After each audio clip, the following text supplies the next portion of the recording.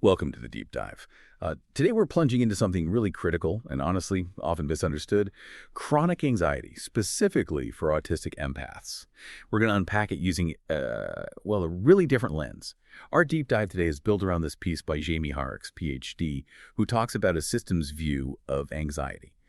So our mission really is to show you how anxiety for autistic empaths isn't just a feeling you have, it's more like a complex looping system your whole body is running. And understanding that's not just interesting, it's key to maybe finding some real relief and navigating things differently. Yeah, it's crucial because so much of the public discussion around anxiety just misses the mark for neurodivergent folks. We'll dig into how these internal feelings and external factors kind of weave together in some surprising ways. The main idea here is that for autistic empaths, anxiety isn't some kind of bug, it's almost a feature. It's part of a system trying really hard to make sense of a world that feels overwhelming. And when it can't quite figure it out, that confusion itself becomes the chronic threat. That completely reframes it, doesn't it? Yeah. So if it's not just an emotion, but this whole system, what are the consequences? What gets missed? Well, like I said, the usual talk frames anxiety as like a personal failure. Just calm down, regulate better. But for systems wired differently, like autistic empaths, that advice just doesn't land. It misses the real cause and the real fallout. This systemic anxiety, if you don't find ways to work with it, it does more than make you worry. It actively drains your energy. It chips away at your feeling of safety, makes things feel incoherent. It really reduces your vitality. It's way bigger than just feeling nervous. It's like a constant internal drain. Wow. So it genuinely changes how you experience being in the world. And you mentioned a key piece of this puzzle is alexithymia. That might be a new term for some people. Can you break that down? What is it and how does it amplify this whole anxiety system? Sure. So alexithymia isn't about not having emotions. That's a really common misunderstanding. It's more about having a really hard time naming emotions or knowing where they're coming from or even locating them in your body, parsing what you feel. Meanwhile, your system might be picking up signals really intensely, hyperacutely even. It's like having incredibly sensitive radar, but maybe not the best filing system for all the signals coming in. That's a great way to put it. Radar on overdrive, but no labels for the blips. I can totally see how that leads to what Dr. Hoerricks calls emotional energy becoming sticky, where feelings from other people or places or even like social media just get absorbed and kind of stuck inside, misfiled as your own stuff. How does that then ramp things up? Exactly. When that happens, your whole system goes on higher alert. Hypervigilance kicks in. Your body starts interpreting all these unfiltered, uncategorized inputs as threats, persistent ones, even if there's no actual danger you can point to outside yourself. And that triggers the whole physiological fight, flight, freeze response. Adrenaline surges, breathing gets tight, muscles tense up. It's prepping for danger.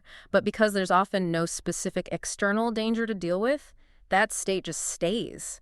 It becomes chronic. It's like an alarm bell ringing constantly inside with no clear off switch. That sounds utterly exhausting. Like just existing becomes this massive energy drain. And given that constant alert state, it makes perfect sense why social situations would feel particularly intense. Why is that? Why is it so dangerous or overwhelming?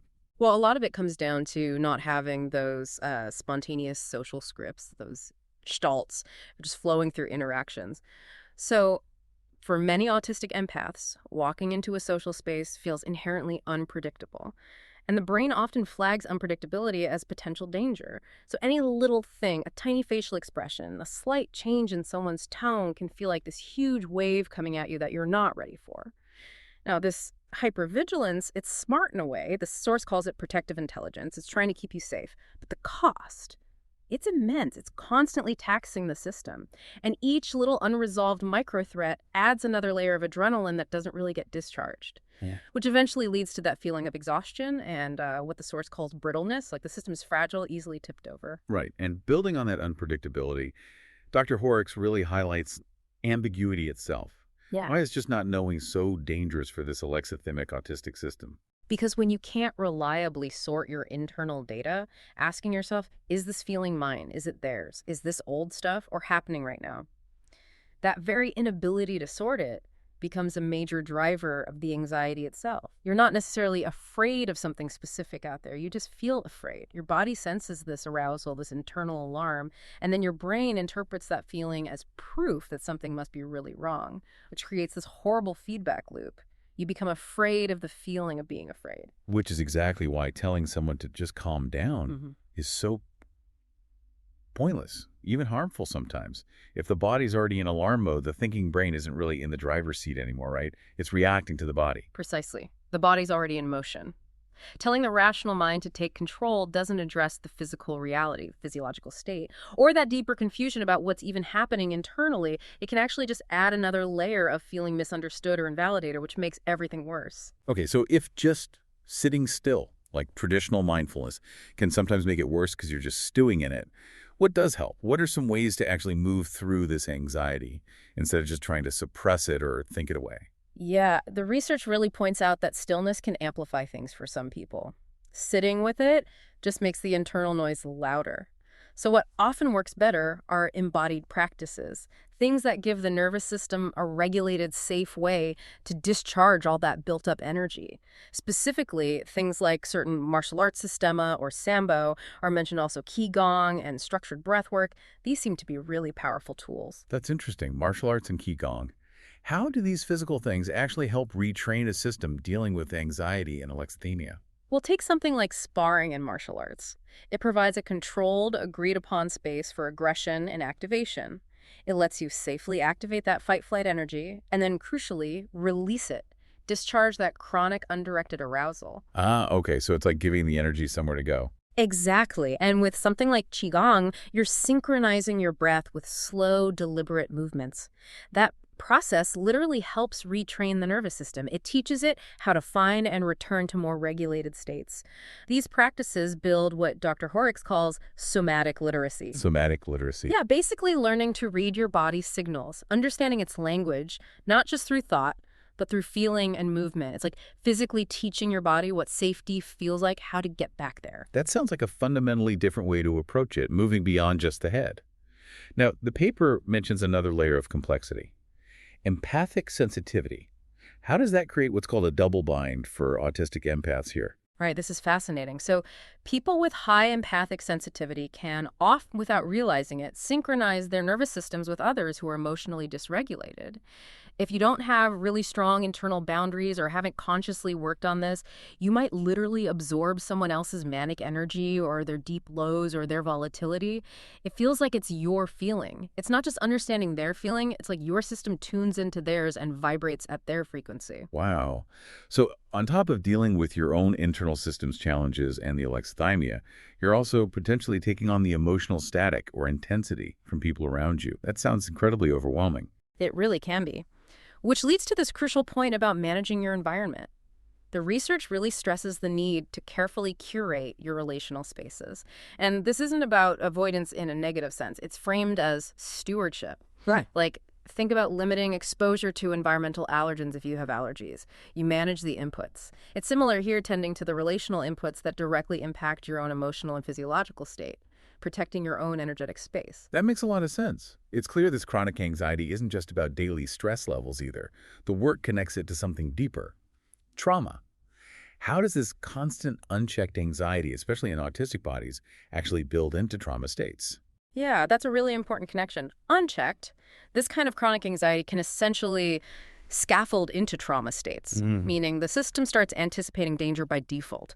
Threat becomes the baseline expectation, even when nothing specific is happening. Over time, especially for autistic individuals who might have spent years, even decades, in environments that didn't understand or validate them, this can consolidate into complex PTSD, CPTSD, which is often more about ongoing relational stress and invalidation than a single big event. And this is key. It's framed as a problem of embodiment. It's not just about wrong thoughts or cognitive distortions. Your actual physical system has been primed for threat for so long it gets stuck there. It doesn't wait for danger anymore. It's constantly braced for it. Given that depth, that physiological rootedness, what's the take on medical interventions? Like psychiatric medication, is that helpful here? The source acknowledges that, yes, sometimes medication is necessary. It can be a crucial tool to help manage intense spirals, to provide some stability, a lifeline, really. But there's a big caution. Many healthcare providers, even psychiatrists, don't have a deep understanding of alexithymia or the nuances of autistic nervous systems. So treatments designed for typical anxiety might completely miss the mark for autistic empaths. They might not target the core issue, or could even create new problems. The advice is really to, well, do your homework, be selective about your care team, ask potential providers directly if they understand things like autistic sensory profiles, empathic overload, embodied trauma, because, frankly, many don't yet. That's such vital advice. Choosing your support wisely is critical. So this brings us toward the idea of mastery. What does mastery even look like when you're dealing with this kind of deep, embodied, systemic anxiety, especially if it might never fully go away? Right. Mastery here isn't about eliminating anxiety altogether. That might not be realistic or even desirable, maybe. It's more about developing the capacity to stay rooted, to stay present while the wave of anxiety passes through. It's learning to sit with what comes up, maybe with curiosity, maybe using movement or breath, and allowing the storm to move through you without letting it completely take over or feeding it more energy. The paper suggests it's like self-defense training. You practice emotional regulation skills when you're not in crisis. You build that somatic literacy, that muscle memory for calm in safe conditions. So when a real crisis hits, your body already knows the pathways back to a more regulated state. You don't rise to the occasion, you fall back on your training. That's a powerful shift. This whole deep dive really changes the frame on anxiety, doesn't it? Especially for autistic empaths. It empowers you to see it not just as something to fight, but a system to understand and maybe even work with. Retrain, perhaps, recognizing the intelligence and how your system is trying to cope, even if it's currently maladaptive. Absolutely. And it leaves us with a really interesting question for you, the listener, to consider. What if true well-being isn't about getting rid of all the difficult feelings? What if it's more about developing that somatic literacy, that inner wisdom, to allow those feelings to move through you without getting totally overwhelmed? What if it's about building a resilient system that knows deep down how to find its way back to center, no matter how big the wave feels? A really profound thought to end on. And just remember, understanding anxiety as this complex system, particularly if you're an autistic empath, really does give you new ways to approach it. Definitely seek out support from qualified folks who get neurodivergent embodiment. Choose that support carefully. We hope this deep dive, offering this lived perspective from the research, gives you some valuable insights for your own journey.